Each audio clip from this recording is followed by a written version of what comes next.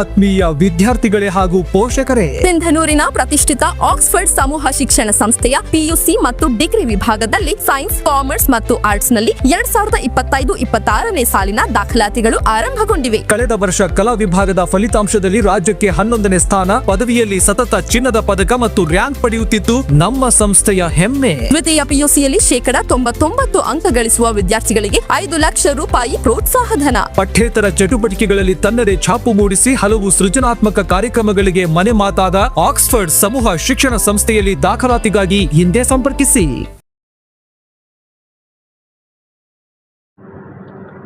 ರಾಜ್ಯದಲ್ಲಿ ಕಾಂಗ್ರೆಸ್ ಪಕ್ಷ ಅಧಿಕಾರಕ್ಕೆ ಬಂದು 2 ವರ್ಷ ಪೂರೈಸಿದ ಹಿನ್ನೆಲೆಯಲ್ಲಿ ವಿಜಯನಗರ ಜಿಲ್ಲೆಯ ಹೊಸಪೇಟೆಯಲ್ಲಿ ಸಾಧನಾ ಸಮಾವೇಶ ಮಾಡುತ್ತಿದ್ದು, ಈ ಸಾಧನಾ ಸಮಾವೇಶದ ಎಫೆಕ್ಟ್ ಪ್ರಯಾಣಿಕರಿಗೆ ತಗುಲಿದೆ.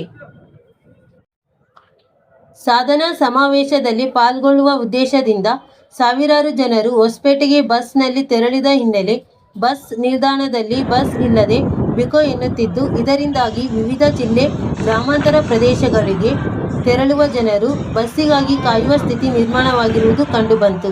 ಪ್ರಯಾಣಿಕ ಓರ್ವ ಮಾತನಾಡಿ, ಸಮಾವೇಶ ಮಾಡಲಿ, ಆದರೆ ಪ್ರಯಾಣಿಕರ ಹಿತದೃಷ್ಟಿ ಕಾಪಾಡುವುದು ಸರ್ಕಾರದ ಹೊಣೆ. ಇಂದು ಬಸ್ ಇಲ್ಲದೆ ಪರದಾಡುವ ಸ್ಥಿತಿ ನಿರ್ಮಾಣವಾಗಿದೆ ಎಂದರು. ಪ್ರೈವೇಟ್ ತಮ್ಮ ಸಮಾವೇಶಗಳಿಗೆ ತಮ್ಮ ಪ್ರೈವೇಟ್ ವೆಹಿಕಲ್ಸ್ಗಳನ್ನು ಬಳಸ್ಕೋಬೋದಾಗಿತ್ತು.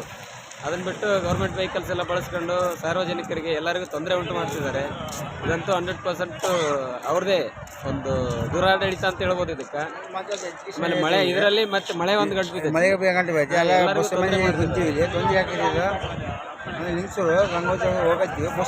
ಯಾಕೆ ಅದಕ್ಕೆಲ್ಲ ಸಾರ್ವಜನಿಕರಿಗೆ ಸಮಾವೇಶಗಳು ಮಾಡ್ರು.